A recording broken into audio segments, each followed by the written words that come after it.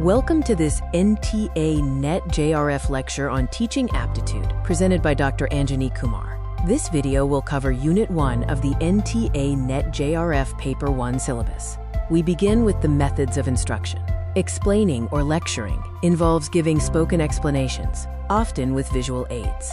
Demonstrating is teaching through examples or experiments. Demonstrations make information personally relatable and help reinforce memory retention. Collaborating allows students to actively participate, establishing a personal connection and helping them think in less biased ways. Learning by teaching has students assume the role of the teacher, strengthening their confidence and communication skills. Successful teaching occurs in 3 sequential phases: pre-active, which is the planning stage; interactive, the stage of actual teaching; and post-active, which involves evaluation and feedback. The method of teaching involves 5 steps. The first is preparation, where both the teacher and the pupil get ready for the new lesson.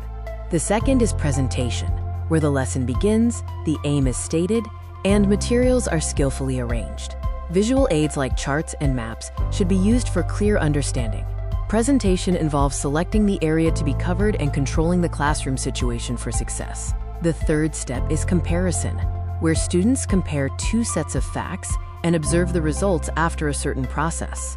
The fourth step is generalization, where conclusions are drawn and systematized to create a generalized truth or principle. The fifth step is application, where generalized knowledge from the lesson is applied to real-life situations, making learning meaningful and permanent.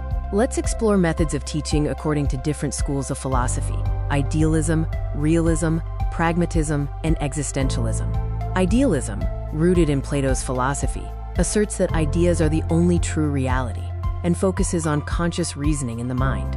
In idealism, education aims to develop individual abilities and moral excellence.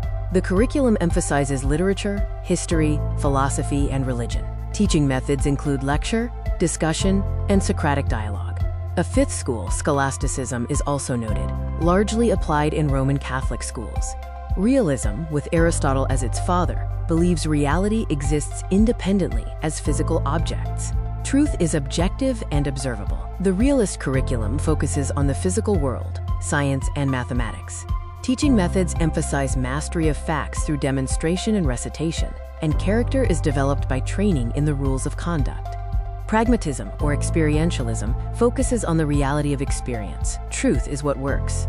John Dewey applied this philosophy, advocating for learners to adapt to their environment. Teaching methods are hands-on, involving problem-solving, experimenting, and projects to apply knowledge to real situations. For existentialism, reality is subjective and lies within the individual. Individual choice and standards are central, focusing on freedom and the development of authentic individuals. Education emphasizes personal choice, and character development stresses individual responsibility for decisions. Existentialism values personal contact over timetables, similar to the ancient Indian Gurukul system. The Secondary Education Commission recommended methods that provide opportunities for clear thinking and expression, individual-centered approaches, activity and project methods, and establishing experimental and demonstration schools. Thank you for watching this video on teaching aptitude.